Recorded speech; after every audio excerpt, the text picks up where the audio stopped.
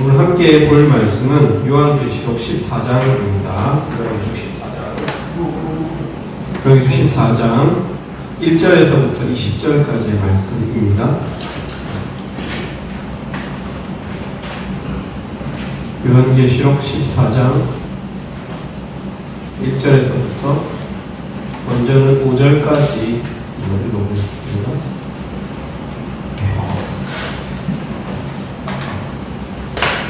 144,000이라는 제목으로 이렇게 말씀을 나누겠습니다. 우리 1절부터 5절까지 한 절씩 읽고 5절은 같이 읽겠습니다. 또 내가 보니 보라 어린 양이 시온산에 섰고 그와 함께 144,000이 서 있는데 그들의 이마에는 어린 양의 이름과 그 아버지의 이름을 쓴 것이 있더라. 내가 하늘에서 나는 소리를 들으니 나는 이 소리와 같고 하늘의 소리와 같은데 내가 들은 소리는 검은고로 가는 자들이 그 검은고를 타는 것 같더라. 그들이 보좌 앞과 내 생물과 장로들 앞에서 새 노래를 부르니 땅에서 성량함을 받은 144,000 밖에는 능히 이 노래를 배울 자가 없더라. 이 사람들은 여자와 더불어 더럽히지 아니하고 순결한 자라 어린 양이 어디로 인도하든지 따라가는 자며 사람 가운데서 성령을 받아 처음 이르기로 하나님과 어린 양에게 속한 자들이니 읽겠습니다. 그 입에 거짓말이 없고 흠이 없는 자들이더라. 예, 144,000명. 우리 지체들 이 숫자를 익히 들어서 아실 것입니다. 신천지에서는 144,000명이 구원을 받을 수 있는 수라고, 그러니까 143,999명 더하기 1명, 정확한 문자 그대로 144,000명이 차면 그 찬 신천지 교인들이 육체 영생을 한다고 가르쳤는데 큰 문제가 발생했죠. 왜냐하면 2015년도에 15만 명을 넘어버렸거든요. 그러니까 더 신천지 성도를 모을 수가 없죠. 15만 명이 넘었으니까. 그래서 이제 신천지 내부에서는 더 많은 성도들을 이렇게 신천지 전도를 하기 위해서 교리를 약간 수정했습니다. 그래서 144,000명이 넘어도 신천지 내부에 양과 염소가 섞여 있다. 그래서 그 신천지 내부에서 더 충성되어야 양 144,000명 안에 들어갈 수 있다는 식의 무한 경쟁을 이끌어내어서 이제 더 성도를 모을 수 있게 된 것이죠. 그러다 이제 코로나 사태가 터졌고 이만희 총회장이 구속이 되었죠. 여러분, 요한계시록을 우리가 어떻게 읽어야 할까요? 여러분, 하나님은 사람을 단순히 그냥 인지하는 능력, 숫자를 받아들이는 아주 그런 직선적인 뇌구조를 가진 존재로 우리를 만들지 않으셨습니다. 그래서 사랑한다고 고백을 해도 진짜 사랑하는지를 추리해야 되고 상상해야 되고, 하나님은 사람을 상상하는 존재로 만들었습니다. 그러나 상상만 하는 것은 아니죠. 그 풍성한 상상물 중에서도 그 상상의 소재들 가운데서 일관성이나 그 상상의 소재들 가운데서 질서를 잡아서 논리적으로 추리하면서 핵심적인 메시지를 뽑아낼 수 있는 능력을 인간에게 주셨어요. 그렇죠? 그래서 우리가 판타지 소설을 있는 그대로 믿지는 않지만 많은 교훈을 받듯이 요한계시록도 그렇습니다. 일종의 요한계시록은 판타지입니다. 판타지. 그러나 판타지 소설과 요한계시록의 차이점은, 판타지는 그 기본 재료가 허구죠. 거기 속에 등장하는 세계관이라든지 나라들은 허구입니다. 그죠? 허구를 재료로 해서 써낸 어떤 상상 이야기지만, 요한계시록은 그 기본 재료가 실제라는 데 있어요. 실제라는 데 있어서 판타지 소설과는 다릅니다. 그래서 144,000명이 구원을 받을 성도의 수라는 것은 실제입니다. 여러분, 실제입니다. 그러나 이 숫자는 상상의 숫자이고 의미의 숫자이죠. 그러니까 하나님께서 작정하신 확실한 그러나 상상이라는 거죠. 여러분 이해가 되십니까? 하나님은 이 14만 4천이라는 구원의 숫자를 성경을 읽는 우리가 어떤 유추를 할 수 있도록 논리를 가지고 도대체 이 숫자가 무엇을 의미하는 것인지 하고 찾아볼 수 있도록. 그래서 어린아이들이 참 그런 거 잘하거든요. 이렇게 여러 가지 퍼즐이 있으면 그 퍼즐 속에서 답을 다 찾아내는 능력이 있어요. 인간이 원래 그래요. 어른이 될수록 점점 이 뇌가 굳어보이지만 성경을 읽을수록 여러분 더 이렇게 뇌가 순수해질 가능성이 있겠죠. 오늘 본문을 통해서 과연 14만 4천이라는 숫자가 우리에게 주는 메시지가 무엇인지, 14만 4천이 우리에게 주는 메시지가 무엇인지를 살펴보기를 원합니다. 여러분 14만 4천 명에 대한 정보를 찾기가 쉽습니다. 그럼 14만 4천에서 14라는 숫자를 지워요. 요한계시록에서 14장과 14의 절반인 7장에서 이 14만 4천에 대한 정보가 나오거든요. 예전에 저는 이제 신학교 갈 때 14만 4천 어디 나오는가? 요한계시록 14장 그리고 7장 이렇게 나온다 이렇게 외웠던 그 기억이 있습니다. 근데 우리가 오늘 읽지 못한 요한계시록 7장, 그러니까 14만 4천 명이 요한계시록 7장에도 나온다고 했죠. 7장에 보면 이 14만 4천의 정체가 나옵니다. 14만 4천은 12, 12 곱하기 12,000이라는 숫자입니다. 12 곱하기 12가 144라는 것은 여러분 이 수능 얼마 안 치는 사람들 다 잘 아시죠? 12 곱하기 12,000이라는 숫자가 나옵니다. 그럼 이 12는 무엇일까? 여러분 이 12가 뭘까요? 12지파를 의미하죠. 맞습니다, 여러분. 12지파를 의미합니다. 루벤, 시몬, 레위 이렇게 쭉 이어지는 그 야곱의 아들들 말이에요. 12지파. 구약에 나오는 12지파를 의미하는 것이고 그 각 지파별로 12,000이에요. 12,000이라는 수는 아주 완전한 숫자입니다. 풍성하고도 완전한 숫자. 어렵지만 여기까지 따라오셔야 됩니다. 12 곱하기 계속 숫자가 나오죠. 12 곱하기 1000. 10이라는 숫자도 성경에서 완전수. 하나님께서 한번 작정하시면 결코 잃지 않는 수라고 해서 완전수라고 합니다. 많다는 의미가 아닙니다. 하나님이 작정하시면 절대로 하나도 잃지 않는다는 의미의 10입니다. 하나님이 작정하시면. 그래서 그대로 되는 거예요. 하나님이 작정하시니까 12달로 돌아가는 것이고 12시간으로 이렇게 시간이 돌아가잖아요. 하나님이 최초에 작정하시면 그대로 그 우주 법칙이 세워져 버립니다. 그래서 12 곱하기 1000, 1000도 10 곱하기 10 곱하기 10, 10도 완전수의 하나에 해당되거든요. 그래서 10의 3도 완전수니까 완전수 덩어리죠. 12,000이라는 숫자는.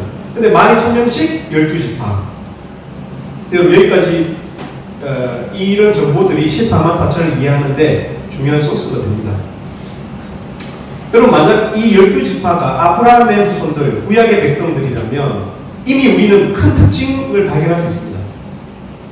하나는 하나님의 계획 가운데 오직 그의 믿음으로 의롭게 된 사람들입니다. 이 아브라함이라는 인물이 아브라함의 자손들이기 때문에 오직 하나님께서 하나님의 계획 가운데서 그 믿음으로, 그 행위가 아니라 행위는 뒤에 따라오긴 하지만 믿음으로 말미암아 창세기 15장 6절에서 그의 믿음을, 그의 신뢰를 그의 의로 여기셨다는 말씀이 나오죠. 그러니까 그 마음 가운데 믿음 있는 사람들을 이 14만 4천 명이고요. 또 하나는 뭐죠? 하나님께서 어떻게 하셨습니까? 그 12지파에게 나중에 모세를 통해서 하나님의 말씀을 주셨죠. 그래서 그 말씀을 이 땅의 법칙으로 지키고 가는 사람들. 그러니까 하늘의 법칙인데 그 말씀은 하늘의 법칙이지만 타락한 이 땅에서 하늘의 법을 고수하는 사람들이죠. 14만 4천. 여러분 그래서 구원받은 성도들은 하나님을 믿음으로 하나님을 신뢰함으로 구원을 받습니다. 그리고 말씀을 이 땅에서 소유한 사람, 하나님의 약속을 소유한 사람들이 바로 이 14만 4천 명입니다. 여기까지가 이제 7장의 내용. 여러분 7장 내용 여러분 제가 빨리 요약해드렸죠? 이 정도면 가성비가 꽤 괜찮죠? 이 정도 시간 안에 7장을 요약했습니다. 그리고 이제 오늘 본문으로 넘어와서 특별히 우리 14장 1절 말씀, 14장 1절 말씀 읽어보겠습니다. 14장 1절입니다. 시작. 또 내가 보니 보라 어린 양이 시온산에 섰고 그와 함께 14만 4천이 서 있는데 그들의 이마에는 어린 양의 이름과 그 아버지의 이름을 쓴 것이 있다. 자, 여러분 보십시오. 그리고 그 이마에 어린 양의 이름과 아버지의 이름이 있는 사람들이 14만 4천입니다. 그 여러분 네임 스티커라고 합니까? 네임 태그라고 합니까? 뭐랍니까? 그 요즘에 유행하는 거 그 이름 이렇게 출력해가지고 기계에서 이렇게 붙이는 거 있잖아요. 그럼 이름을 붙인다는 것은 소유를 의미하는 겁니다. 소유, 내 거, 누구 거. 근데 여러분 우리가 여러분 기억하실지 모르겠는데 우리가 주의를 안 했고 지난번에 계시록 말씀 살펴볼 때 13장 후반부에서도 이름을 가진 존재가 나옵니다. 우리 13장 16절에서부터 18절 바로 앞에 있는 말씀이 같이 읽겠습니다. 13장 16절에서부터 18절까지 말씀 같이 읽겠습니다. 네. 시작. 그가 모든 자, 곧 작은 자나 큰 자나 부자나 가난한 자나 자유인이나 종들에게 그 오른손에 이마에 표를 받게 하고 누구든지 이 표를 가진 자 외에는 매매를 못하게 하니 이 표는 곧 짐승의 이름이라 그 이름의 수라. 지혜가 여기 있으니 총명한 자는 그 짐승의 수를 세어보라. 그것은 사람의 수니 그의 수는 666이니라. 보십시오. 짐승도 사탄도 이름표를 가지고 있습니다. 구원받을 사람도 이름을 가지고 있죠. 그 이마에 아까 우리가 14장 1절 읽어보니까 어린 양의 이름과 그 아버지의 이름을 쓴 것이 있었는데 구원받지 못할 사람들도 그 이마에나 그 손에 그죠? 표를 가지고 있습니다. 여러분 이것이 무엇을 의미하는 것입니까? 여러분 잘 들으십시오. 이 세상에는 중립 코너가 없습니다. 구원을 받거나 아니면 뭡니까 여러분? 구원을 받지 못하거나. 성경은 이 세상 사람들 중에 이 두 부류만이 있음을 가르칩니다. 마태복음 25장 33절에도 보면 양은 그 오른편에 염소는 왼편에 두라고 말씀하십니다. 마태복음 24장 40에서 41절에도 그때에 두 사람이 밭에 있으매 한 사람은 데려가고 한 사람은 버려둠을 당할 것이요 또 두 여자가 맷돌질을 하고 있으매 한 사람은 데려가고 한 사람은 버려둠을 당할 것이니라. 어떻습니까? 성경이 어떻게 이야기하고 있죠? 구원을 받거나 그 이마에 어린 양의 이름표가 있거나 아니면 그 이마에 짐승의 표를 가졌다라고 이야기하고 있습니다. 왜 구원받지 못한 사람을 마태복음에서는 버려둠이라고 표현하고 있을까요? 구원의 다른 쪽 코너가, 구원의 반대쪽 코너가 결코 중립 코너가 아니기 때문이에요. 지옥이기 때문이에요. 지옥. 이런 성경의 구원에 대한 가르침은 우리에게 어떤 마음을 줍니까? 경각심을 줘요. 근데 요즘에는요 약간 이상해졌어요. 이 복음 메시지가, 교회들의 메시지가, 그리고 우리들의 의식이 바뀌었어요. 약간 어떻게?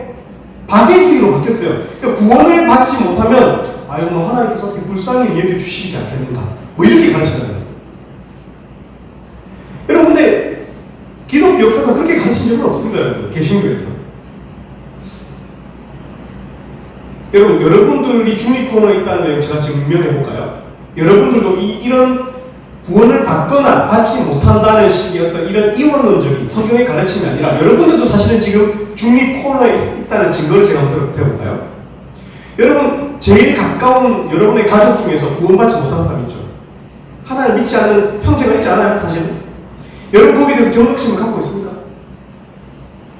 만약 그가 서 있는 곳이 결코 중립일 수 없다면, 구원받지 못하면, 그 이마에 어린 양의 이름표가 없다면 그 이마에 쓰인 표가 짐승의 표라는 우리가 인식을 갖고 있다면 과연 우리의 사랑하는 가족들을 향해서 여러분 경각심을 안 가질 수 있을까요? 저는 절대로 우리가 정말 지옥을 믿는다면 절대로 이 구원받지 못한 가족, 애인, 친구에 대해서 늘 볼 때마다 경각심을 가지지 않을 수가 없다고 저는 생각합니다. 사실 우리 선배들의 가르침이 그랬어요. 우리 선교사님들의 가르침이 그랬다니까요. 우리 초대 그 한국 교회에 선교사님들의 가르침이 이러했습니다. 남장로교, 북장로교, 호주 장로교의 가르침이 다 그랬다니까요. 우리 양반, 우리 선비, 우리 조상들이 그분들이 하고 이렇게 양반이어서 예수 믿는 것이 우리가 글도 배울 수 있고 또 아름다운 노래 찬양할 수 있으니까 예수를 믿어보자는 게 아니었다는 거예요, 여러분. 그들의 교회에 온 큰 동기가 무엇이었다는 거예요? 구원받지 못하면 지옥 간다는 사실. 불변합니다, 여러분. 불변해요. 여러분 전하셔야 됩니다. 혹시 여러분 마음 가운데 믿음이 없다면 경각심을 가지셔야 됩니다. 여러분, 우리는 다시 이 가르침으로 돌아가야 합니다. 기독교의 가장 큰 목적은 사회 참여도 아니고 빈자에 대한 구제도 아니고 저 아프리카 원시 부족의 선교도 아닙니다. 우선순위가 아니에요. 가장 큰 우선순위는 여러분 각 사람의 영혼 구원의 문제입니다. 의로운 사회를 구현하는 것, 이 세상에 사랑의 구제가 보급되게 하는 것, 북한 탈북민들을 돕는 것, 홍수로 인한 자연재해 피해를 돕는 것, 여러분 그렇게 젠틀하게 어떻게 해보려고 하는 것, 그것이 제일 쉽기 때문에 제일 쉽다는 사실입니다. 근데 여러분 진짜 불신자와 맞닥뜨리는 복음의 칼을 가지고 맞닥뜨리는 그 문제가 얼마나 어려운 문제인지 여러분도 다 아시니까. 제일 어려운 일은 사람이 천성적으로 게으르기 때문에 안 하는 거예요. 그러나 여러분, 오늘 2020년 8월 7일자 책풀에서 여러분에게 선포했습니다. 성경이 말하는 기독교의 가장 큰, 예수님께서 이 땅에 오신 가장 큰 목적, 우선순위는 영혼 구원이라는 걸 아셔야 합니다. 그 다음 이제 두 번째로 이제 그런 것들이 나오죠. 구제라든지 사회참여라든지 그런 것입니다. 여러분, 구원받지 못한 사람이 있다면 기도하시고, 하나님 제 마음에도 구원의 확신을 주시옵소서. 그 무엇보다도 시급한 마음을 가져야 합니다. 어린 양의 표를 가지지 않았다면 그는 이 짐승의 표를 가진 사람이 있기 때문입니다. 지금도 이 사탄의 종들인 짐승들은 그 이름표를 찍으러 다닙니다. 전도에 우리가 전도 활동하는 그 이면에는, 기저에는 우리가 엑스레이로 찍어봐야 뼈가 있나요? 아니죠. 뼈는 늘 있는 것처럼 전도 활동에 그 이면이 있습니다. 뼈대가 있고요. 영적인 싸움이 있다는 거예요. 이런 짐승과 천사의 싸움이 있다는 사실을 안다면 기도할 수밖에 없죠. 캠퍼스를 위해서, 양들을 위해서 기도해야 합니다. 우리 목자님들, 양들을 위해서 기도해 주셔야 됩니다. 영적인 싸움에서 이길 수 있도록 어떤 말씀으로 이 양에게 가야 하는가, 하나님께 말씀을 달라고, 분별력을 달라고 우리 학생 목자님들 기도하셔야 됩니다. 끈기를 가지고 끝까지 기도할 수 있도록 또 기도해야 됩니다. 특별히 영적인 최전방에 있는 우리 선교사님들, 여러분 아시는 선교사님들 있다면 우리 당연히 갔다 왔잖아요. 우리 보았잖아요. 그곳에 어떤 일들이 벌어지고 있는지. 그 사역자들 위해서 기도의 끈을 놓으셔서 그것이 가장 중요한 문제이기 때문에 그렇습니다. 그리고 우리 이 14만 4천 명의 구원받은 사람의 특징을 한번 살펴보겠습니다. 먼저 우리 14장 3절 말씀 같이 읽겠습니다. 14장 3절 말씀. 맞죠? 14장 3절 같이 시작. 그들이 보좌와 내 생물과 장로들 앞에서 새 노래를 부르니 땅에서 속량함을 받은 14만 4천 밖에는 능히 이 노래를 배울 자가 없다. 여러분, 우리가 읽지 않았지만 이 노래가 14장 2절에서는 어떻게 들으면 많은 물소리, 계곡 물소리처럼도 들렸고 이 요한의 귀에는, 그리고 또 어떻게 들으면 큰 우레 소리처럼 들렸는데 또 어떻게 들으면 음악처럼 들렸다는 거예요. 검은고 타는 자들이 그 검은고를 타는 것 같더라. 매우 신비롭게 묘사하고 있습니다. 근데 14장 3절에 음치들에게 아주 절망적인 말씀이 오고 있죠. 이 속량함을 받은 14만 4천 밖에는 이 새 노래를 배울 자가 없더라. 여기 보십시오. 여러분, 14만 4천 명은요, 노래를 부르는 자들이에요. 노래를 부르는 자들. 여러분, 고난을 이기기 위해서는요, 여러분, 노래를 부르고 살아야 된다. 노래. 입에 노래가 있어야 돼요. 흥얼흥얼하는 노래가 있어야 돼요. 구원받은 공동체에서 이 노래를 자기만 부를 뿐 아니라 서로 불러주어야 됩니다. 왜 그런지 아세요? 성경은 항상 찬양의 순간에는 여러분 창화한다는 말이 나오는 거예요. 여러분 창화가 뭔지 아세요? 창화? 우리 국어 교육과 나오신 우리 혜진 목장님, 창화가 뭡니까? 창화의 가장 큰 특징이 뭐죠? 창화. 서로 창화하여 외치. 네, 맞습니다. 서로 부르는 것. 서로 부르는 것을 창화라고 부르는 것입니다. 그래서 이사야서 51장 3절 말씀 제가 읽어드리겠습니다. 나 여호와가 시온의 모든 황폐한 곳들을 위로하여 그 사막을 에덴 같게, 그 광야를 여호와의 동산 같게 하였다. 여러분 이 말씀 무슨 말인지 뜻인지 아세요? 이 땅에 있는 수많은 사막 같은, 수많은 광야길 같은 곳을 어떻게 하나님께서 위로했다는 거예요. 위로. 그 성도도 위로. 여러분 우리가 사는 이 땅은 마치 사막같이 광야처럼 어려워요. 관계도 어렵고, 우리가 정의롭게 살려고 할 때 사람들은 더 교활하게 돈을 모으고 쓰니까 억울해 죽겠고 배가 아프고, 그죠?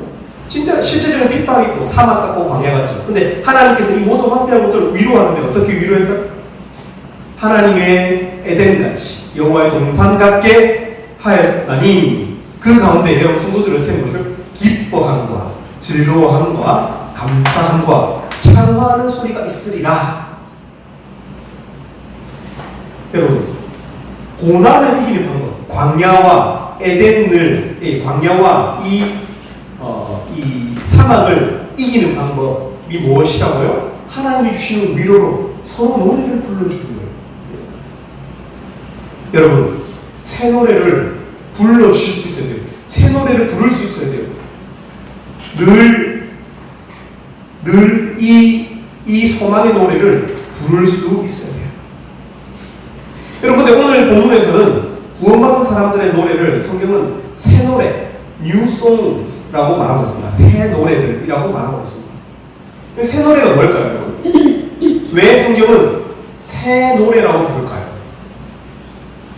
이 노래는 새로운 음원이어서 처음 들어보는 CCM이어서 새 노래입니까?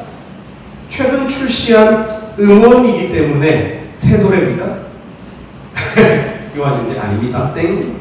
아닙니다. 그래서 새 노래가 아닙니다. 요한인데 답을 알고 있겠죠? 여러분, 왜 새 노래라고 부르냐면 이 땅에서는 이 노래를 부를 수 있는, 이 땅의 속성으로는, 이 땅의 가치로는, 이 땅의 은사로는, 타고난 이 땅의 재량으로, 재능으로는 부를 수 있는 사람이 없기 때문에 새 노래라고 말하고 있는 것입니다.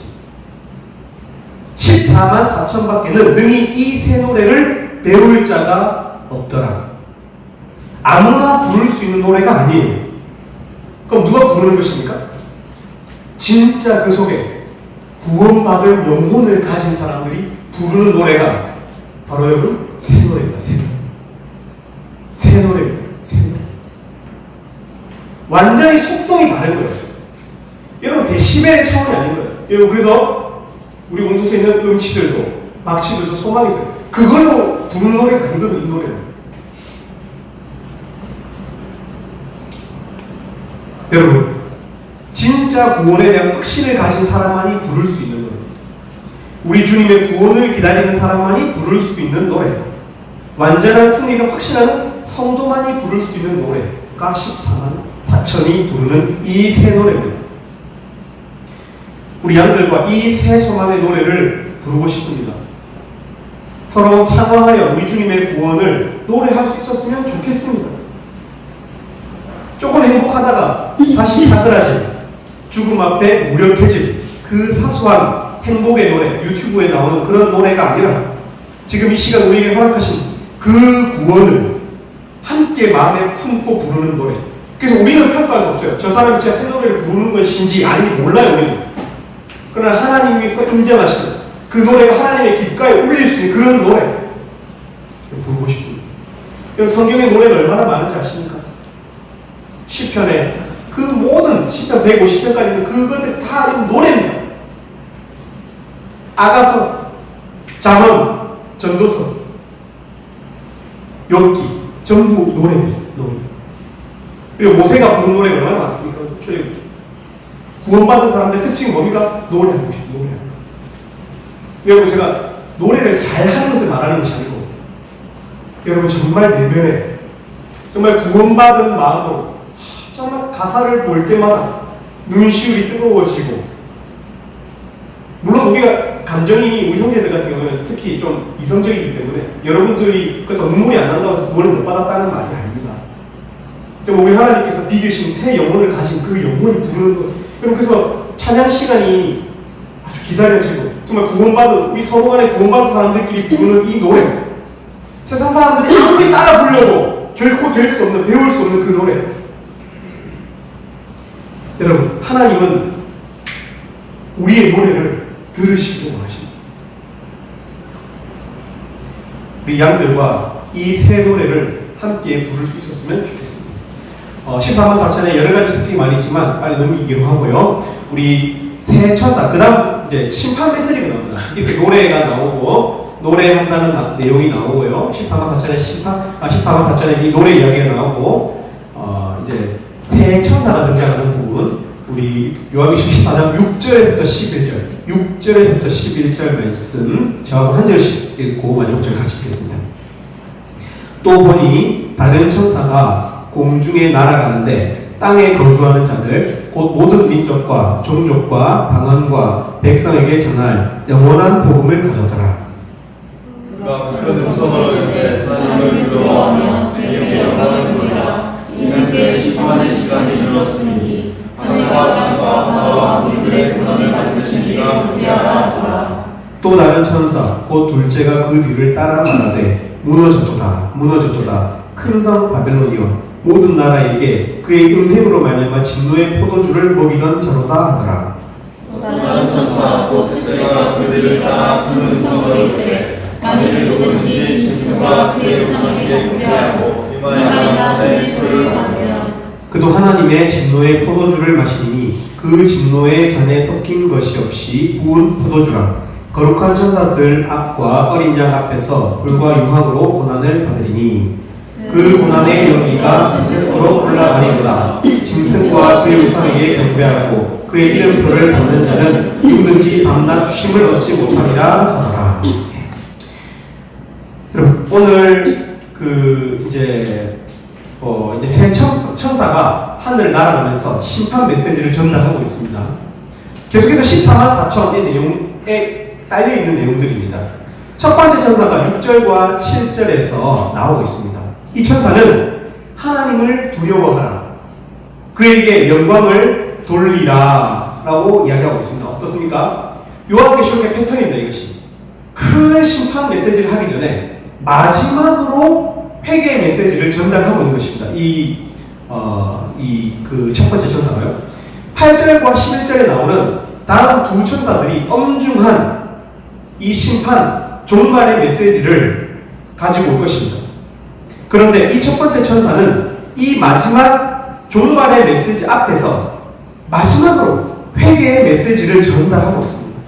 마지막으로 회개할 기회가 주어지고 있습니다. 두려워하면서 끝나는 것이 아니라 영광을 하나님께 돌려라 라고 이야기하고 있습니다. 여러분, 그렇습니다. 언제나 하나님의 메시지는 우리에게 마지막 회개의 찬스입니다. 늘 말씀하면서 우리 마음을 가난하게 해야 합니다. 그리고 이제 8절에서 이 두 번째 천사가 이렇게 말합니다. 큰 성 바벨론이 무너졌다. 무너졌도다. 무너졌도다. 큰 성 바벨론 무너졌다. 라고 이 두 번째 천사가 드디어 이야기하고 있습니다. 여러분, 바벨론은 고대의 제국이었습니다. 여러분들 지금 본문은 그 고대의 특정 제국을 말하고 있는 것이 아닌 거예요. 아시죠?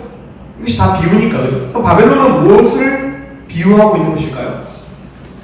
바벨론은 이 세상을 비유하고 있습니다. 근데 왜 하나님께서는 바벨론 제국도 있고 페르시아 제국도 있고 아수르 제국도 있고 그리스 제국도 있고 로마 제국도 있었거든요. 아니면 메디아 제국이 많았어요. 몽골도 제국이라고 불려요. 제국이 많잖아요. 그죠? 근데 왜 하나님께서는 성경에서 그 수많은 제국들 중에서 바벨론을 이 땅의 대표로 이렇게 늘 삼으실까요?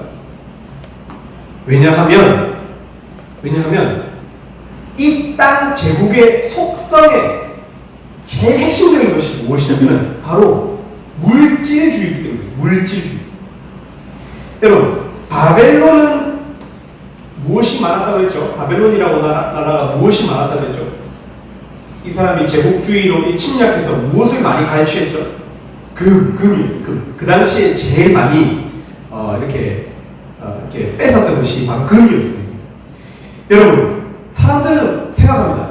최후의 재화는 최후의 세속적인 이 재화, 돈은 금이다. 여러분, 그래서 지금 경제위기잖아요. 여러분, 금값이 지금 얼마나 치솟았는지 아십니까? 금값. 지금 한 돈에 30만 원 넘었어요. 여러분, 한 돈 30만 원. 이 자매들 아시죠? 여러분, 지금 금값이요. 지금 이 달러, 트로이온스라는 단어를 쓰는데, 트로이온스당 달러로 거의 2,000달러를 향해 가고 있습니다. 불과 석 달 전만 해도 1,100달러였거든요. 2,000달러를 향해 가고 있어요. 왜 사람들이 이렇게 경기가 불안할 때 금을 사서 먹을까요? 왜냐하면 금이 가장 안전한 자산이다라고 사람들이 여기는 거예요. 다른 건 불안해도 금은 안전하다고 믿기 때문입니다. 근데 바벨론은 황금의 제국이었는데 성경에서는 이 바벨론이 어떻게 됐다고 얘기하고 있습니까? 무너졌도다. 여러분, 사람들은 금이나 미국 달러나 부동산 이런 것들이 안전하다고 생각합니다. 여러분, 그러나 그렇지 않습니다. 천사가 외치고 있습니다. 무너졌다. 여러분, 종말을 믿어야 하나님을 향한 믿음을 가질 수 있습니다. 진짜 집이 있다고, 진짜 천국에 하나님께서 예비하신 집이 있다고 믿어야 이 땅에 있는 것들을 나그네처럼 캠핑하듯이 이용하고 다시 싸서 집에 가야 돼요. 영원한 땅의 기둥을 받고 사는 내 집이 아니라 텐트라고 생각할 수 있는 이 믿음이 어떻게 올 수 있습니까? 하늘에 진짜 집이 있다고 믿어야 돼요. 이 땅은 무너진다는 거예요. 사람들이 사실 이거 믿기 쉽지 않습니다. 보험처럼 생각해요. 복음을 보험처럼. 하늘나라가 있을지도 모르니까 조금 믿자. 한쪽 다리를 딱 걸치고. 그리고 한쪽 다리가 아니라 사실 80% 정도로 어떻게 살아갑니까? 그래도 이 땅에서 잘 살아야 안 되겠나. 이런 생각으로 거기에 완전히 집중해서 살아가는 사람들. 금 모으기, 달러 사기, 주식 사서 모으기, 집 사기, 좋은 직장에 올인하기. 안 그렇습니까, 솔직히 해놓고 안 그래요? 세속적인 재화, 돈이 최고의 우상 아닙니까, 사실? 제가 양다리라고 이렇게 고상하게 이야기하고 있지만 양다리 아니잖아요, 사실. 팔 때 있잖아요. 근데 성경은 아니라요. 그 너희가 걸친 그 팔이 무너진다. 반드시 무너진다. 우리 인간사적인 종말로도 무너지는 것이고요. 이 세계사적인, 이 우주적인, 이 세상적인 역사로도 이 바벨론 성은, 이 땅의 재화는 반드시 무너진다는 거예요. 다 녹아버린다. 마치 폼페이 화난처럼. 그리고 이제 9절에서부터 11절에 보면 우상에게 경배하고 이마나 손에 짐승의 표를 가진다면 진노의 포도주를 마시게 될 것이라고 이야기하고 있습니다. 이 부분은 14에서 20절에도 다시 반복되고 있기 때문에 우리 14에서 20절 마지막에 읽어보겠습니다. 14절에서 20절까지 이 진도를 다 빼겠습니다. 14절에서부터 20절까지의 말씀. 여러분, 이 어떤 이미지가 떠오르는지 잘, 이미지, 요한계시록은 늘 상상입니다. 상상하면서 읽으셔야 됩니다. 어떤 내용인지. 자, 14절에서 20절 읽겠습니다. 시작. 제가 먼저 읽겠습니다. 또 내가 보니 흰 구름이 있고 구름 위에 인자와 같은 이가 앉으셨는데 그 머리에는 금면류관이 있고 그 손에는 예리한 낫을 가졌더라. 또 다른 천사가 성전으로 돌아와 구름 위에 앉은 이를 향하여 큰 성으로 외치되 당신의 낯을 기울여 거두소서. 땅의 곡식이 다 익어 먹을 때가 이르렀으니이다 하니 16절 구름 위에 앉으신 이가 낫을 땅에 휘두르매 땅의 곡식이 거두어지니라. 또 다른 천사가 하늘에 있는 성전에서 나오는데 역시 예리한 낯을 가졌더라. 또 불을 다스리는 다른 천사가 제단으로부터 나와 예리한 낫을 가진 자를 향하여 큰 음성으로 불러 이르되 내 예리한 낫을 휘둘러 땅의 포도송이를 거두라. 그 포도가 익었느니라 하더라. 천사가 낯을 땅에 휘둘러 땅의 포도를 거두어 하나님의 진노의 큰 포도주틀에 던지되. 같이 읽겠습니다. 성 밖에서 그 틀이 밟히니 틀에서 피가 나서 말불레까지 닿았고 1600스타디에 되었더라. 여기 보십시오. 여러분 이 14만 4천의 이 마지막 장면입니다. 구원론입니다. 여러분 오늘 구원에 대해서 이야기하는 거예요. 여러분 계속해서 제가 뭔가 무서운 말씀을 하고 있지만 사실은 우리가 굳이 이것을 카테고리화해서 보자면 구원론이에요. 구원에 대한 메시지입니다. 그러나 아셔야 돼요. 성경은 구원에 대해서 이야기하면서 동시에 무엇을 이야기하고 있습니까? 심판을 정확하게 이야기해주고 있습니다. 오늘 보면 낫을 예수님께서 인자와 같으니 머리에 면류관을 쓴 금면류관을 쓴 14절에 나오는 이 인자와 같은 이는 예수님을 의미합니다. 예수님께서 낫을 드셨어요. 예수님께서 농부같이 낫을 딱 드신 거예요. 여러분 그런 것이 연상되십니까? 농부같은? 아닙니다, 여러분. 이것은 농부의 낫이기도 하고 좀 끔찍한 표현으로 살인자의 낫이기도 합니다. 예수님께서 이 낫을 들어서 처음에 어떻게 하십니까? 곡식 더미를 탁 쳐가지고 그 곡식에 있는 이 곡식이 땅에 떨어져서 땅에 곡식이 거두어졌다라는 표현으로 15절이 딱 끝나고 있고요. 그 낫은 바로 그 낫입니다. 사람을 구원케 한 그 낫, 복음의 낫이 예수님께서는 복음을 칼이라고 표현하셨습니다. 성경에서 이 마태복음에 칼이라고 표현하셨어요. 근데 계시록에서 낫으로 표현하고 있습니다. 말씀이 낫이라는 거예요. 낫. 말씀을 받아들이고 말씀을 믿음으로 수납하는 자들에게는 이것이 수확의 낫이 되는 것입니다. 곡식 더미가 되는 거예요. 그래서 곡식이 돼요. 하나님의 구원의 이 알곡 창고에 거두어지는 거예요. 근데 17절부터는 어떻게 됩니까? 이 낫을 어떻게? 포도송이들을 쳐버립니다. 포도송이면 구원받는 사람들 아니야? 아닙니다. 포도가 요한복음에서는 구원의 열매로 표현되고 있지만 이 요한복음 14장에서는 포도야말로 제일 끔찍한 비유죠. 포도가 익으면 어떻게 됩니까? 땅에 떨어져서 밟히면 어떻게 되죠? 멀개지죠. 마치 핏빛과 같은. 그러니까 이 낫은 포도를 잘라버리는 이 낫은 어떤 낫이에요? 죽이는 낫인 거예요. 구원의 낫인 동시에 이 말씀인, 이 복음의 이 낫을, 이 복음의 낫이 그 말씀을 받아들이지 않는 자들에게는 심판의 낫이 되는 겁니다. 참 무섭죠? 보세요. 18절에 보면은 전 이 말씀 참 무서웠습니다. 포도송이를 거두라. 그 포도가 익었느니라. 죄가 관영하면, 죄가 자라서, 죄가 목구멍까지 차면 소돔과 고모라를 하나님께서 어떻게 하십니까? 처음부터 심판 안 하시죠. 근데 그 죄가 완전히 관영해서 그 도시가 얼마나 악한지를 다 확인하시고 나면 어떻게 하십니까? 쳐버리잖아요. 그럼 그래서 무서운 것이에요. 자라는 죄가 무서운 거예요. 그 전에 끝내야 돼요. 그 전에. 근데 그 포도송이를 거두라. 그 포도가 익었느니라. 죄가 자라니까 그제야 비로소 철합니다. 여러분 14장을 보면 서로 완벽한 대조를 이루는 두 장면이 극명하게 갈립니다. 한쪽에서는 어린 양과 함께 서서 승리와 환호의 노래를 부르는 장면이 있는가 한 반면에 반대쪽에서는 영원한 형벌에 처하는 심판받는 사람들의 모습이 보입니다.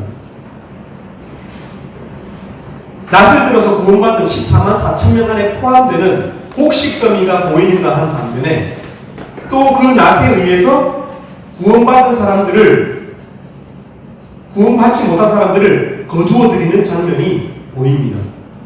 그래서 땅에 마치 포도즙처럼 피가 낭자한 모습으로 여러분 이런 마치 무슨 호러물처럼 요한계시록이 그렇게 우리의 상상을 자극하고 있습니다. 여러분 이 장면에서 우리가 깨달아야 될 것이 있습니다. 여러분 우리에게 복음의 은혜가 너무 흔한 것이 되어서 또 예수님의 사랑, 부활, 승리라는 그 낫에 의한 곡식 거두어들이의 메시지가 미지근하게 다가오죠. 별로 감동도 없고 은혜에 둔감합니다. 그래서 여러분 어떻습니까? 우리 마음이 결코 초심으로 돌아가잖아요. 근데 성경은 어떻게 우리를 초심으로 돌립니까? 성경은 아주 매우 탁월한 방법으로 우리의 초심을 돌려놓고 있어요. 바로 그 구원의 낫이 곧 심판의 낫이라는 거예요.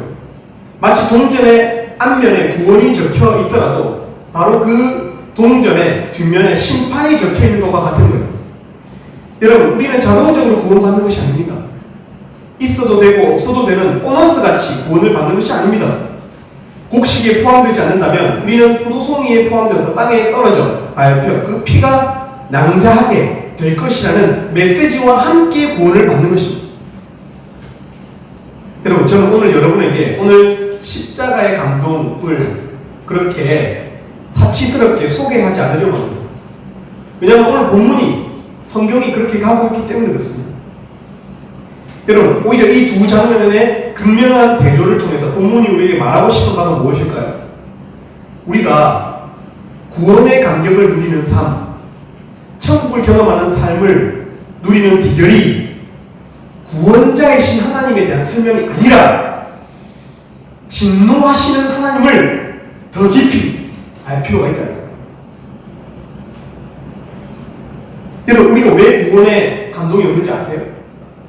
왜냐하면 그 진노하시는 하나님을 잘 모르기 때문이에요.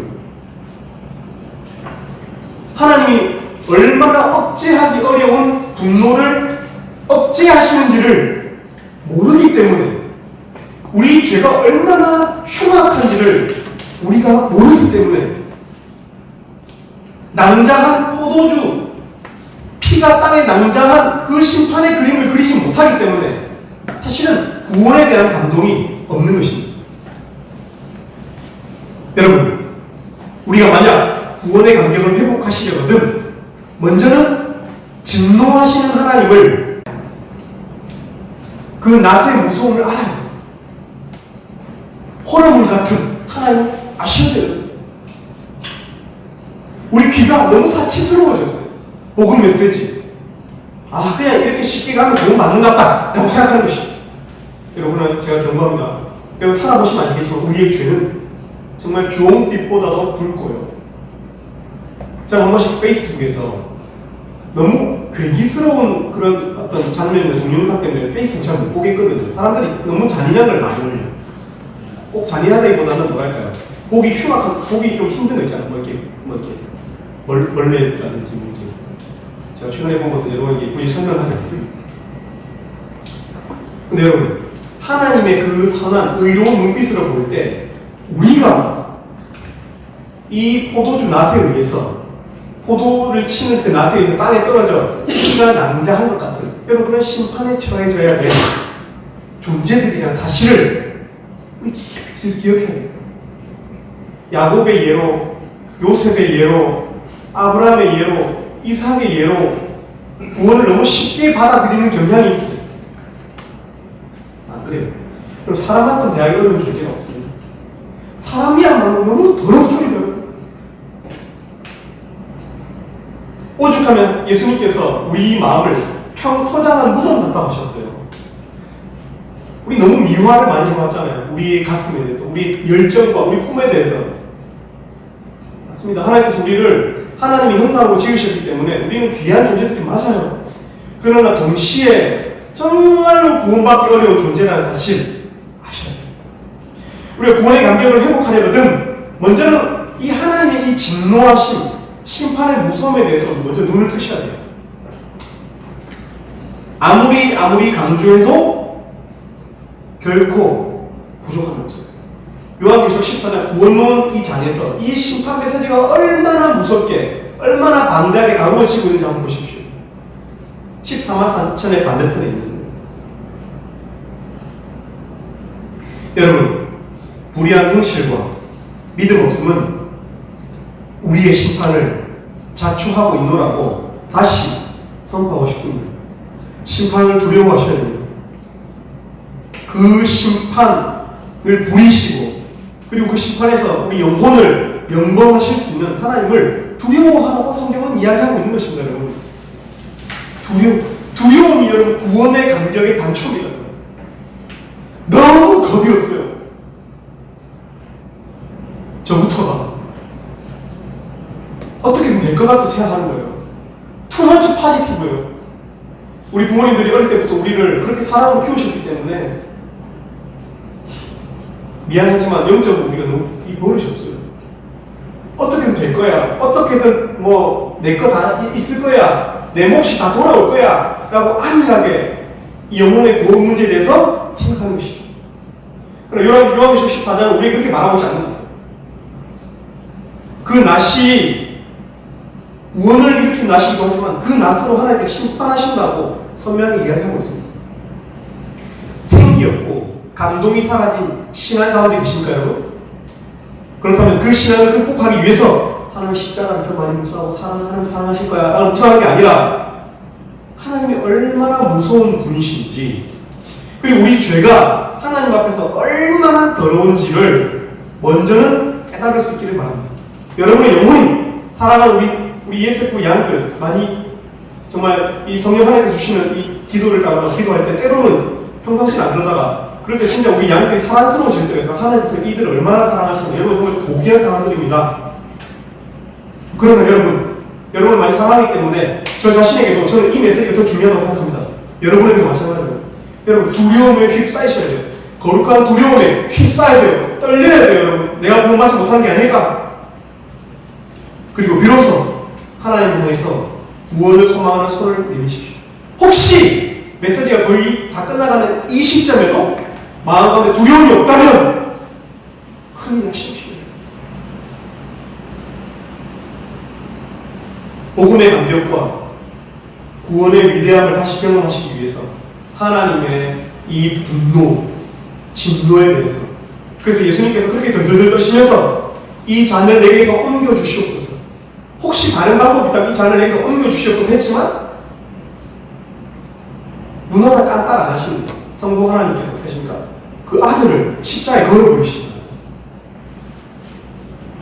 나무 위에 달린 자마다 저주 아래 있노라고 말씀하신 친히 그 입을 통해서 말씀하신 하나님께서 어떻게 하십니까? 그 아들을 걸어버리신다고요. 우리가 만약에 그 복음을 받아들이지 않는다면 우리가 그 십자가에 걸릴 거예요.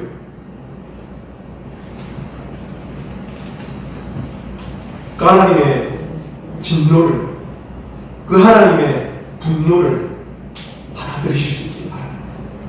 그리고 나서 하나님께 긍휼을 구하실 수 있기를 바랍니다. 우리 여러분이 비전 가주십니다.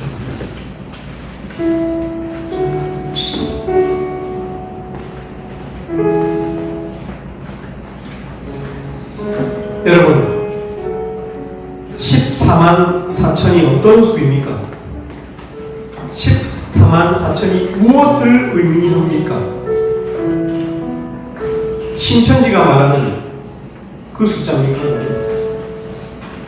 14만 4천 써놓고 한 장 썼습니다. 제 서재에서 14만 4천 써놓고 이렇게 한 장 보고 있었습니다. 14만 4천이 무엇을 의미할까요? 14만 4천은 하나님께서 실수로 구원받아야 될 사람을 구원시키지도 못하고 혹은 구원을 절대로 줄 수 없는 사람을 실수로 구원시키는 그런 숫자가 아니라는 거예요. 하나님의 완벽한 계획 가운데 지명하여 구원해 가신 그 숫자.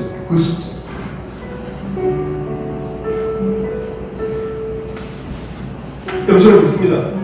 제가 여기서 오늘 그 두려움에 대해서, 하나님의 분노에 대해서 메시지를 전달했지만, 그러나 하나님께서 혹시 우리를 구원하시기로 작정하셨다면 하나님은 반드시 그 사람을 구원시키신다는 그 숫자가 14만 4천입니다. 14만 3,999도 아니고 14만 4,001도 아니고 하나님께서 애초부터 구원하시기로 작정하신 아브라함이 타락하여도, 애초부터 작정하신 야곱이 그렇게 타락하여도 하나님께서 그를 권념하시고 설득하시고 끝끝내는 구원에 이르게 한다는 그 숫자가 바로 14만 4천입니다. 베드로가 깊은 데서 물고기를 낚았는데 그 낚인 수가 153마리였어요. 여러분, 거기 성경에 어떤 메시지가 전달되고 있는지 아세요? 그 그물이 끊어지지 않더라 라고 이야기하고 있거든요. 153의 의미는 모르지만 그 그물이 끊어지지 않더라, 끊어지지 않고 버텨주고 있더라 라는 그 메시지를 우리가 선명히 알 수 있습니다. 끊어질 법한 양의 숫자임에도 불구하고 그 그물이 버텨준다는 것, 하나님께서 그렇게 하신다. 하나님께서 절대로 구원받을 사람을 구원받지 못하도록 심판의 낫에 두지 않는다는 메시지이기도 하죠. 제가 이게 진노를 우리가 깨달아야 하나님의 그 사랑의 크심이, 진노의 대상임에도 불구하고 그 스스로를 억제하시고 사랑해 가시고 끝까지 구원시켜 가신다는 그 하나님의 메시지 때문에 이 진노를 말하긴 했지만, 여러분, 하나님이 결코 실수하지 않으신다는 그 숫자가 바로 14만 4천입니다. 하나님의 속성의 수입니다. 사람은 실수합니다. 심지어 인공지능도 실수합니다. 알파고도 이세돌한테 졌습니다. 사람은 오류투성입니다. 그래서 우리는 오류가 없는 것을 본 적이 없어요. 반드시 뭔가 실수가 나고, 내가 아무리 잘해도 거기에 대한 보상이 제대로 돌아오지 않는 것을 너무 많이 경험했기 때문에 뭔가 오류가 있을 거라고 착각하는 거죠. 그래서 우리 구원 문제에 대해서 불안해하는 것입니다. 그러나 14만 4천은 하나님의 메시지입니다. 결코 불안해하지 말라. 다만 믿음을 지키라, 인내하라, 하나님의 말씀을 그 마음 가운데 품고 살아라. 그 위로의 말씀이긴 한 것입니다. 하나님은 실수하지 않으십니다. 여러분, 이 사실을 믿고 이미 주어진 승리를 믿고 살아가실 수 있기를 바랍니다. 우리 마지막으로 14장 12, 13절 결론을 읽고 마치겠습니다. 14장 12, 13절 읽겠습니다. 시작. 성도들의 인내가 여기 있나니 그들은 하나님의 계명과 예수에 대한 믿음을 지키는 자니라. 또 내가 들으니 하늘에서 음성이 나서 이르되 기록하라, 지금 이후로 주 안에서 죽은 자들은 복이 있도다 하시되, 성령이 이르시되 그러하다 그들이 수고를 그치고 쉬니 이는 그들의 행한 일이 따름이라 하시더라. 여러분, 말씀에서는 성도들의 인내가 여기 있나니 이렇게 이야기하고 있습니다. 하나님은 우리의 인내를 아십니다. 우리의 아픔과 참음을 알고 계십니다. 인내의 목적은 중간에 멈추는 것이 아닙니다. 끝까지 가는 것입니다. 여러분, 우리의 헌신을 아시는 그 하나님의 품에 안길 때까지 우리 사랑하는 ESF 형제자매 양떼들이 인내하실 수 있기를 바랍니다. 의로운 삶을 참아내실 수 있기를 바랍니다. 불합리한 이 인생 가운데 이 정의로운 삶을 인내하실 수 있기를 바랍니다. 우리 비전 찬양 우리 하나님께 올려드리고 시작하겠습니다. 우리 보좌 앞에 모였네. 함께 주를 찬양하며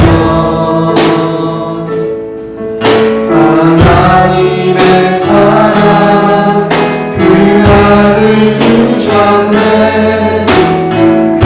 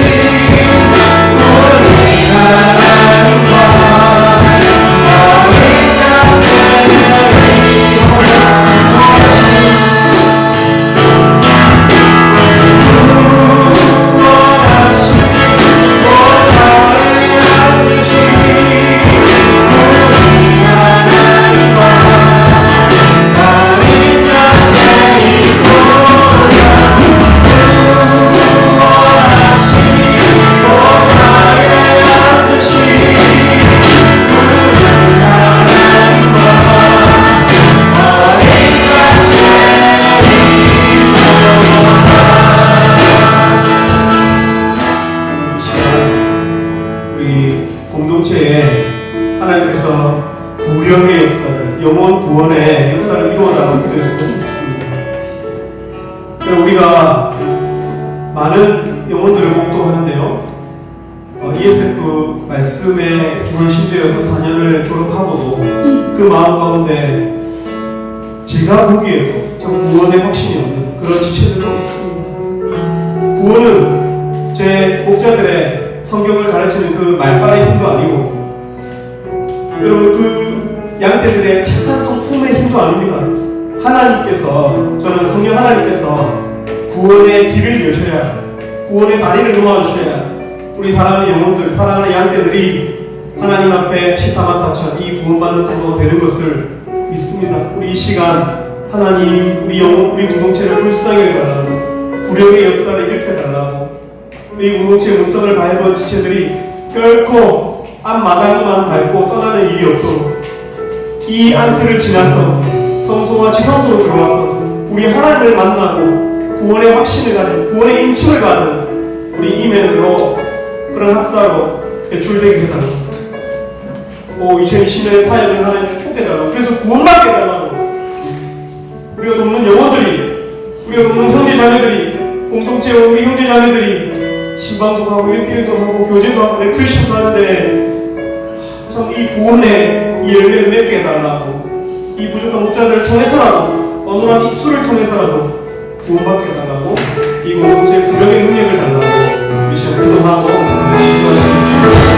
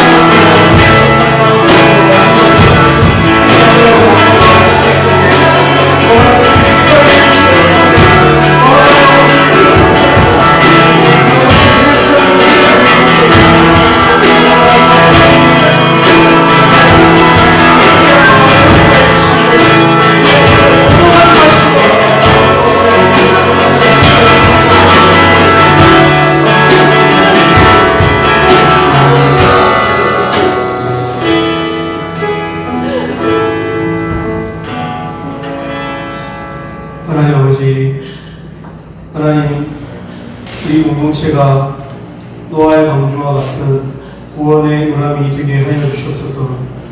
말씀의 사람들 일합시고 지적으로 깊이가 있답시고 성경에 지적인 면모가 많이 누적되어 하나님 그것을 자랑하는 공동체 되지 않도록 도와주시고, 순수한 마음으로 하나님 앞에 구원을 악모하고 하나님의 구원을 사모하며 하나님 아직 결실하지 못한 우리 형제자매들을 놓고 끊임없이 기도하고 인내하는 우리 구령의 능력을 가진 부산 ESF 되게 하시고, 또 그런 ESF 공동체 될 수 있도록 하나님 축복해 주시기를 원합니다. 저는 너무 약합니다. 하나님 너무 완고하고 하나님 앞에서 큰 주인입니다. 하나님 그러나 하나님 다만 스피커로만 써주시되 하나님 성령 하나님께서 직접 그들의 목자가 되셔서 그들의 심령 가운데 구원의 세형을 창조하시고 구원받는 이 14만 4천의 무리에 들어갈 수 있도록, 사랑하는 우리 부산의 형제자매들이 모두 구원받을 수 있도록 하나님 축복해 주시기를 원합니다.